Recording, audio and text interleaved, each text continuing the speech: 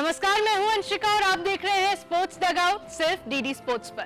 खेल जगत की हर बड़ी हलचल, हर बड़ी जीत, हर बड़ा रिकॉर्ड और हर बड़ी कहानी, सब कुछ मिलेगा एक ही मंच पर।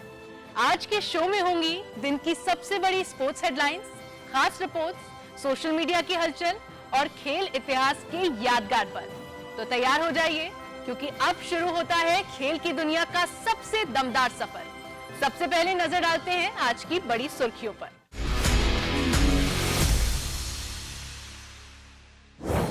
भारत अफगानिस्तान टी20 सीरीज का ऐलान, दिल्ली में 13 सितंबर से मुकाबले।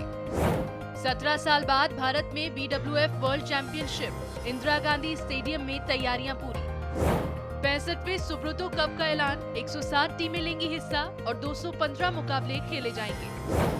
सिंकफील्ड कप में प्रज्ञानंदा की शानदार जीत, सिंद्रोव को हराकर शुरुआती बढ़त में शामिल। खेल मंत्री मनसुख मांडविया की अगुवाई में हर घर तिरंगा साइकिल रैली, फिटनेस का संदेश। दिल्ली में एक बार फिर दिखेगा भारत और अफगानिस्तान के बीच T20 क्रिकेट का रोमांच। अफगानिस्तान क्रिकेट बोर्ड और BCCI ने 3 मैचों की T20 इंटरनेशनल सीरीज का ऐलान कर दिया है। खास बात यह है कि अफगानिस्तान इस सीरीज का मेजबान होगा, लेकिन तीनों मुकाबले दिल्ली के अरुण जेटली क्रिकेट स्टेडियम में खेले जाएंगे। 13 से 17 सितंबर तक होने वाली इस सीरीज पर एशियन गेम्स से पहले भी खास नजर रहेगी। देखिए ये रिपोर्ट।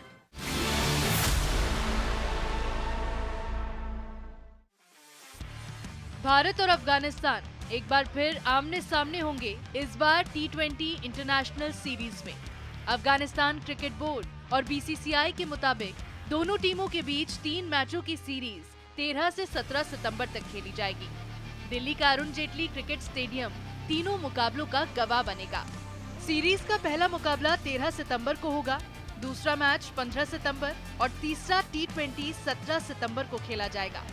तीनों मुकाबले दिल्ली के अरुण जेटली क्रिकेट स्टेडियम में होंगे। ये भारत और अफगानिस्तान के बीच सिर्फ दूसरी द्विपक्षीय T20 इंटरनेशनल सीरीज होगी। दोनों टीमें इससे पहले जनवरी 2024 में 3 मैचों की T20 सीरीज में आमने सामने आई थी, जिसमें भारत ने सीरीज अपने नाम की थी। हालांकि दोनों देशों के बीच क्रिकेट का रिश्ता अब काफी मजबूत हो चुका है।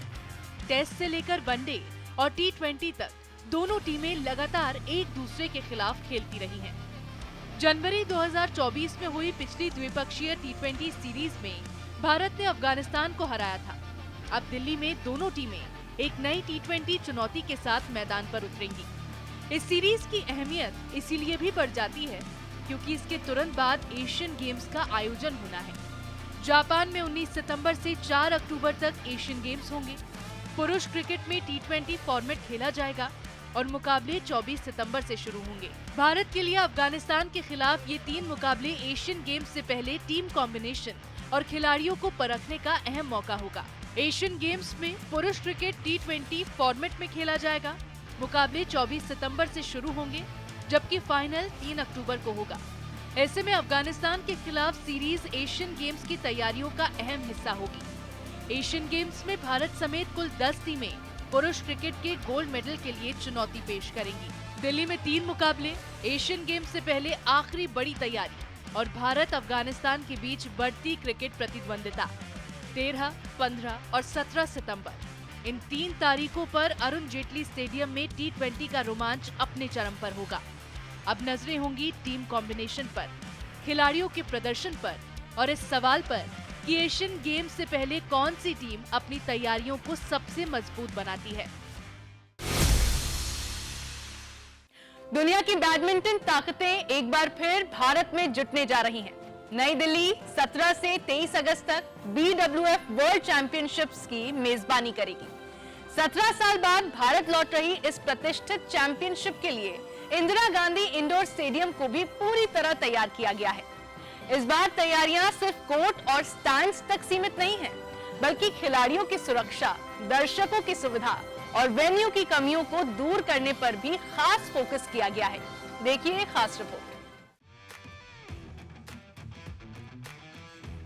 नई दिल्ली तैयार है दुनिया के सबसे बड़े बैडमिंटन मुकाबलों में से एक की मेजबानी के लिए। 17 से 23 अगस्त तक इंदिरा गांधी इंडोर स्टेडियम में BWF वर्ल्ड चैंपियनशिप्स का 30वां संस्करण खेला जाएगा। 7 दिन तक चलने वाली इस चैंपियनशिप में पुरुष और महिला सिंगल्स, पुरुष और महिला डबल्स और मिक्स डबल्स में दुनिया के शीर्ष खिलाड़ी खिताब के लिए जोर लगाएंगे। भारतीय प्रशंसकों की नजरें अपने स्टार खिलाड़ियों पर भी होंगी। पीवी सिंधु और लक्ष्य सेन सिंगल्स में भारत की बड़ी उम्मीद होंगे, तो पुरुष डबल्स में सात्विक साईराज रंकी रेड्डी और चिराग शेट्टी की जोड़ी से भी बड़ी उम्मीदें रहेंगी। लेकिन इस बार चुनौती सिर्फ कोर्ट पर नहीं है, ऑर्गेनाइजर्स के सामने एक ऐसा वर्ल्ड क्लास वेन्यू तैयार करने की जिम्मेदारी भी थी, जहां किसी तरह की बाहरी परेशानी मुकाबलों में खलल ना डाले। इसी मकसद से इंदिरा गांधी स्टेडियम में बड़े स्तर पर स्ट्रक्चरल और सॉफ्ट अपग्रेड किए गए हैं। वेन्यू के लुक एंड फील को बेहतर बनाने से लेकर कई तकनीकी और सुरक्षा इंतजाम किए गए हैं। और स्ट्रक्चरल अपग्रेड्स के साथ साथ lot of soft upgrades have also been undertaken just to introduce and enhance the look and feel of that particular time. इन तैयारियों की एक बड़ी वजह है पिछला अनुभव। अब वर्ल्ड चैंपियनशिप से पहले आयोजकों ने इन चुनौतियों से सबक लेते हुए व्यापक तैयारियां की है। वेन्यू में पक्षियों की एंट्री रोकने के लिए वेंट्स को सील किया गया है, लेकिन चुनौती सिर्फ पक्षियों को रोकने की नहीं है, बल्कि पूरे स्टेडियम के ग्रीन एनवायरनमेंट को बरकरार रखते हुए ये सुनिश्चित करना भी है कि पक्षी वेन्यू के अंदर आ भी जाए तो दर्शक क्षेत्र या कोर्ट के आसपास ना बैठे। पिजन्स के लिए बेसिकली कोई भी एंट्री पॉइंट अगर होगा पूरे स्टेडियम में, तो because this whole stadium is very green and we would love to keep it like that, तो ऑब्वियसली पिजन बाहर तो होंगे, चिड़ियाँ हैं काफ़ी, you have a lot of birds there, but we don't want them to enter the arena. तो उसमें जो कई सारे स्पॉट्स थे, जैसे विंडोज थे या इवन आपके रूफ में बहुत सारे पाइलन के पास स्पेसेस थे या एग्जॉस्ट थे, तो बहुत सारे लोकेशंस ऐसे थे, या रूफ कहीं पे टूटा हुआ था, तो all those points have been completely blocked, repaired. Apart from that जितने भी डोर्स होते हैं आपके स्पेक्टेटर्स के, वो चूंकि एक डोर होता है, तो अगर कोई स्पेक्टेटर आया उसने दरवाज़ा खुला छोड़ दिया और वो गैलरी ओपन है, तो पिजन वहाँ से भी एंटर कर सकता है। तो वहाँ पे सब में डबल डोर्स कर दिए गए हैं, ऑटो क्लोजिंग सिस्टम्स कर दिए गए हैं। So that will take care of both monkeys as well as pigeons, because now they don't have access inside. As far as pigeons is concerned, on the top, all the ऊपर roof में जितने भी हमारे locations हैं जहाँ पे कि वो इन्फेस्ट कर सकते थे या अपना बना सकते थे, बैठ सकते थे, उस पर एक नॉन टॉक्सिक जेल जो कि ऑलरेडी यूज़ हो रहा है ऑल भी जगहों पे, वो पूरे पे लगाया गया है, जिससे कि पिजन्स उस पर इन्फेस्ट ही नहीं करते। That's the second layer, but if will not allow pigeons to come in, तो automatically they will not be here. Secondary, if they come in, they'll not stay here, they'll go. लगातार monitoring और तैयारियों के बाद अब आयोजकों का दावा है कि वेन्यू वर्ल्ड चैंपियनशिप की मेजबानी के लिए अंतिम चरण में पहुंच चुका है। बैडमिंटन एसोसिएशन ऑफ इंडिया के मुताबिक BWF की टीम भी तैयारियों से संतुष्ट है और जो छोटे मोटे काम बाकी हैं उन्हें समय रहते पूरा कर लिया जाएगा। BWF satisfied है, that is more important. तो BWF की जो टीम आई है वो अभी क्योंकि और 3-4 दिन है, कुछ काम हो भी रहे हैं जो मेरे ख्याल से आजकल में हो जाएंगे। ऐसे लाइटिंग अभी कंप्लीट, उसमें जो लक्स वगैरह है वो चेक हो रहा है। तो as far as BAI is concerned, BAI तो सेटिस्फाइड है एंड इवन BWF भी सेटिस्फाइड है। अब निगाहें सीधे 17 अगस्त पर है। शुरुआती दौर के मुकाबले 17 और 18 अगस्त से शुरू होंगे। 19 अगस्त के बाद प्रतियोगिता धीरे धीरे नॉकआउट चरण में पहुंचेगी और 21 अगस्त से क्वार्टर फाइनल, सेमीफाइनल और फाइनल मुकाबलों का रोमांच बढ़ेगा। भारत में 17 साल बाद लौट रही वर्ल्ड चैंपियनशिप न सिर्फ खिलाड़ियों के लिए बड़ी परीक्षा होगी, बल्कि मेजबान भारत के लिए भी दुनिया के सामने अपनी आयोजन क्षमता दिखाने का बड़ा मौका है। कोर्ट तैयार है, वेन्यू तैयार है और दुनिया के सितारों के स्वागत की उल्टी गिनती शुरू हो चुकी है। इस बार कोशिश सिर्फ एक शानदार बैडमिंटन टूर्नामेंट कराने की नहीं, बल्कि ऐसा आयोजन देने की है जहां खेल की रफ्तार पर किसी बाहरी चुनौती का साया ना पड़े। नई दिल्ली तैयार है दुनिया के सर्वश्रेष्ठ शटलर्स के स्वागत के लिए। स्कूल स्तर पर फुटबॉल प्रतिभाओं को बड़ा मंच देने वाले प्रतिष्ठित Subroto cup international football tournament के 65वें संस्करण का आज आधिकारिक ऐलान हुआ। इस बार टूर्नामेंट में 107 टीमें हिस्सा लेंगी और दिल्ली NCR से लेकर बेंगलुरु तक फुटबॉल का रोमांच देखने को मिलेगा। 18 अगस्त से शुरू होकर 24 सितंबर तक चलने वाले इस टूर्नामेंट में कुल 215 मुकाबले खेले जाएंगे। देखिए सुब्रतो कप के 65वें संस्करण पर ये खास रिपोर्ट। 1960 में शुरू हुआ सुब्रतो कप आज भारतीय स्कूल फुटबॉल की एक ऐसी पहचान बन चुका है जहां देश के अलग अलग राज्यों के साथ विदेशी स्कूल टीमों को भी अपनी प्रतिभा दिखाने का मौका मिलता है। भारतीय वायुसेना के पहले chief of air staff air marshal Subroto Mukherjee के नाम पर शुरू हुआ ये टूर्नामेंट 6 दशक से ज्यादा समय से देश में फुटबॉल की नई प्रतिभाओं को तराशने का काम कर रहा है। अब बारी है 65वें सुब्रतो कप की। इस साल 160 टीमें अलग अलग आयु वर्गों में खिताब के लिए मैदान पर उतरेंगी।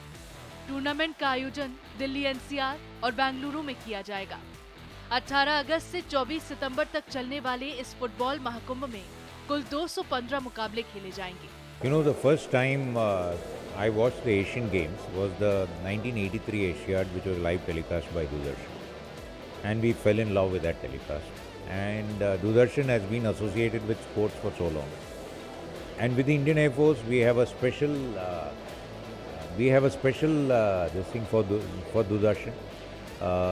All our events, our ceremonial events, our air shows have been telecast by Doordarshan. So the Subrata Cup is an association which has carried on for quite a long time.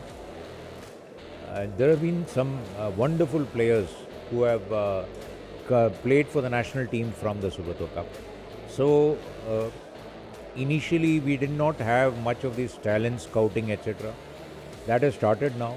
The coverage of Doordarshan has been one of the important factors where recordings have been seen by people of good players, and that's how they've been selected. So Doordarshan and the Subrata Cup have a long and fond association. I would request people in Delhi and Bangalore to come to the stadia and watch the players, see those youngsters, see the way, the amount of effort they're putting in, and some real good quality football. I have watched them and I've enjoyed watching these young men and women playing. And they are the future. I'm quite sure with your encouragement, they will do very well. Tournament के कार्यक्रम पर नजर डालें तो junior girls under 17 वर्ग के मुकाबले Delhi NCR में होंगे। वहीं सब जूनियर बॉयज अंडर 15 वर्ग की मेजबानी बेंगलुरु करेगा, जहां मुकाबले 1 सितंबर से शुरू होंगे। इसके बाद टूर्नामेंट का अंतिम चरण जूनियर बॉयज कैटेगरी के साथ 15 सितंबर से नई दिल्ली में शुरू होगा। एयरफोर्स को मैं थैंक यू बोलना चाहूँगी, क्योंकि फ़ुटबॉल ऐसा गेम है बहुत जल्दी हम लोग फ्रैक्शन ऑफ सेकेंड में डिसीज़न लेने वाला, तो उसके साथ फ़ुटबॉल खेलते खेलते हम लोग एजुकेशन भी बहुत इम्पोर्टेंट है।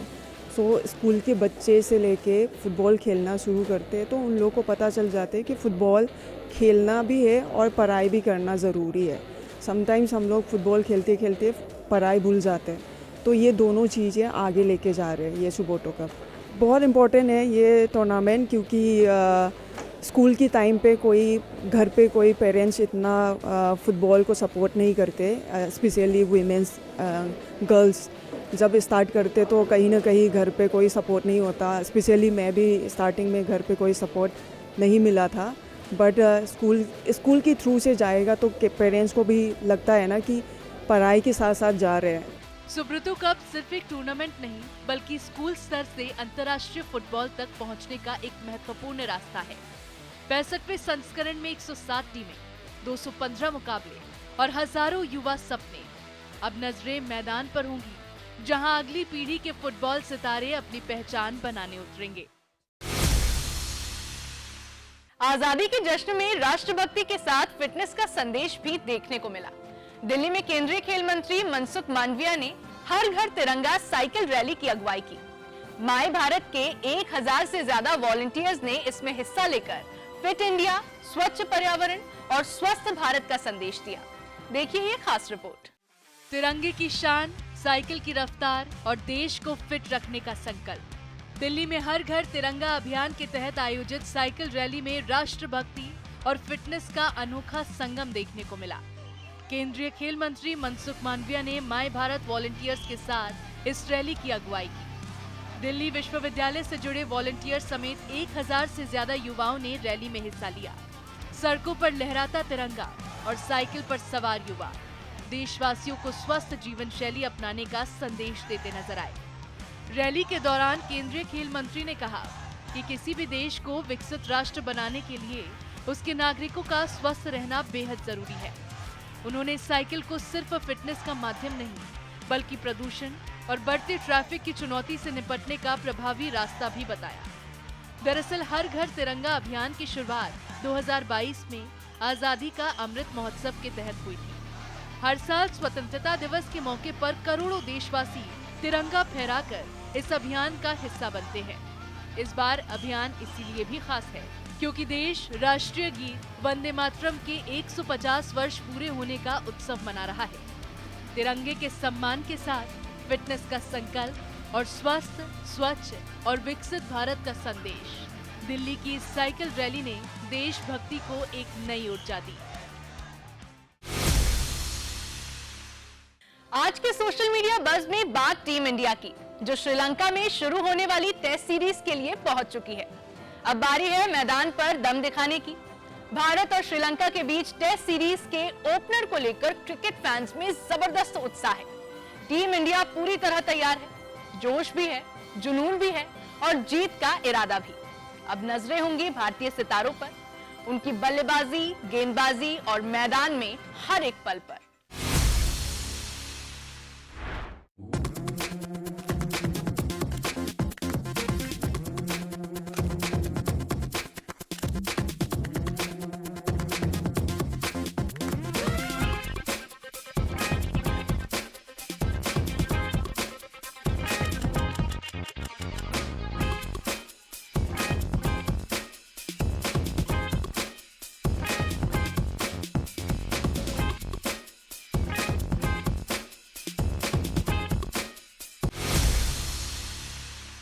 अब चलिए रुक करते हैं हमारे खास सेगमेंट ऑन दिस डे की ओर, जहां हम आपको खेल इतिहास के उस सुनहरे पन्ने पर ले चलते हैं जिसने अपने आप में एक यादगार अध्याय दर्ज किया।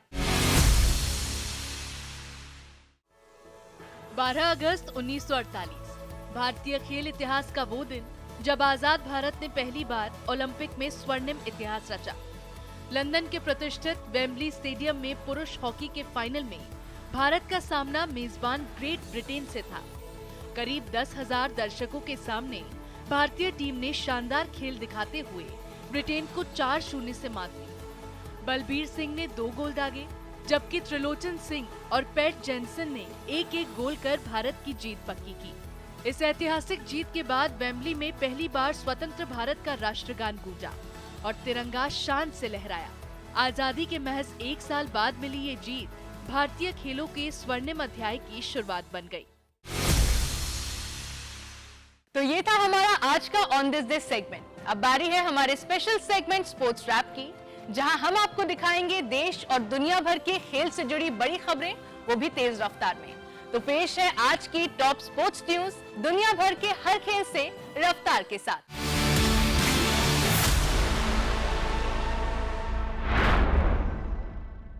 यूरोपीय फुटबॉल के नए सीजन की पहली ट्रॉफी के लिए पेरिस सेंट जर्मेन और एस्टन विला आमने सामने होंगे। साल्जबर्ग में होने वाला यूएफए सुपर कप मुकाबला चैंपियंस लीग और यूरोपा लीग के मौजूदा विजेताओं के बीच होगा।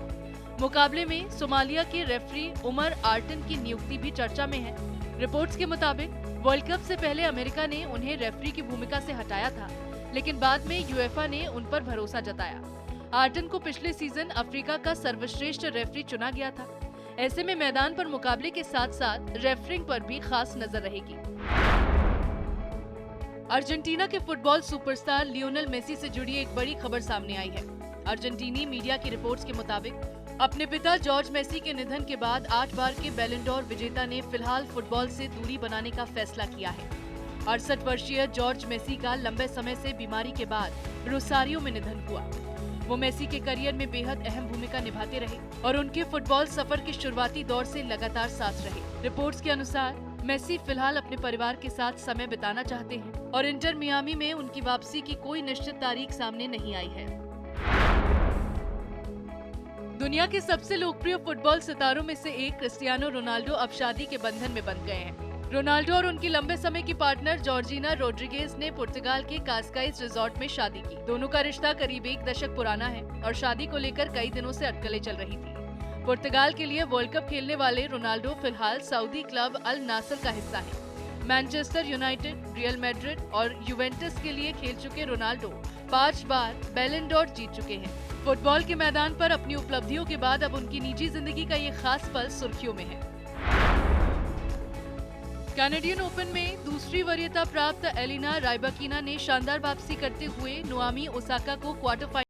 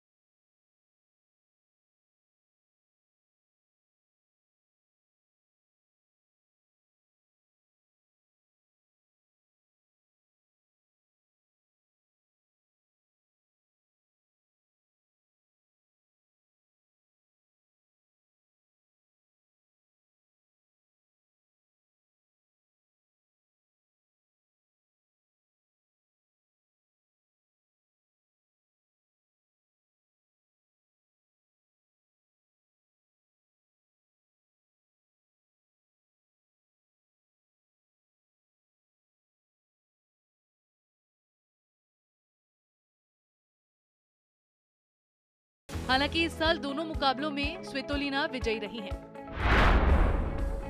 भारतीय टेनिस के युवा सितारे मानस धामने को पहली बार डेविस कप टीम में जगह मिली है। कोरिया के खिलाफ डेविस कप क्वालिफायर्स के दूसरे दौर के लिए घोषित 5 सदस्यीय भारतीय टीम में 18 वर्षीय धामने शामिल हैं। टीम में सुमित नागल, दक्षिणेश्वर सुरेश, यूकी भांबरी और एन श्रीराम बालाजी भी हैं। भारत और कोरिया के बीच मुकाबला 18 और 19 सितंबर को सियोल के ओलंपिक टेनिस सेंटर में हार्ड कोर्ट पर खेला जाएगा। वर्ल्ड रैंकिंग में 362वें स्थान पर मौजूद धामने टीम में तीसरे सिंगल्स विकल्प होंगे। कप्तान रोहित राजपाल की अगुवाई में भारतीय टीम की नजर अगले दौर में जगह बनाने पर होगी। अफगानिस्तान ने आयरलैंड के खिलाफ जीत दर्ज कर 2027 वनडे वर्ल्ड कप के लिए सीधे क्वालिफाई कर लिया है। इस नतीजे के बाद 2 बार की वर्ल्ड चैंपियन वेस्टइंडीज के लिए मुश्किलें बढ़ गई हैं और उसे लगातार तीसरे संस्करण में क्वालिफायर खेलना पड़ सकता है। नियमों के मुताबिक 30 सितंबर की वनडे रैंकिंग में शीर्ष 8 टीमें सह मेजबान दक्षिण अफ्रीका और जिम्बाब्वे को